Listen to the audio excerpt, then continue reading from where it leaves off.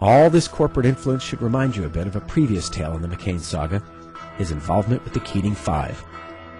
Charles Keating was a sort of mentor for John McCain, donating vast sums of money to his Senate campaigns. Charles Keating helped out Senator McCain a lot in his early part of his career. Senator McCain was the closest of any of the Keating Five to Charles Keating. His failure eventually cost taxpayers $3.4 billion. He was also a high-powered McCain constituent and friend. Keating was in trouble.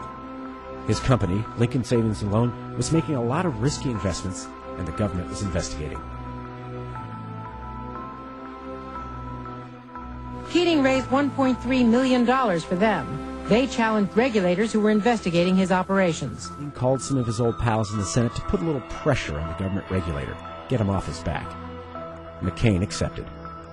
Lincoln collapsed, leading to a bailout of $2.8 billion in taxpayer money.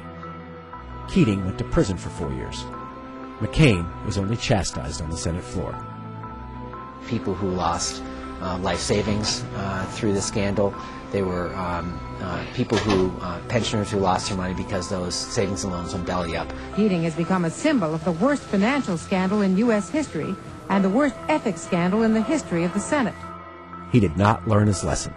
The S&L collapse was a failure of adequate regulation, with the banks running wild, making dodgy investments with high-risk, high-reward margins. If that sounds familiar, it should. Fast forward 20 years to now, we have a huge, mortgage crisis on our hands. It's the result of years and years and years of a deregulatory approach that Senator McCain has supported. It's the same thing that's happening now, as banks fail, as our housing market collapses. And the people responsible for this new crisis are the ones McCain has surrounded himself with. Men like Phil Gramm and his banking lobbyists.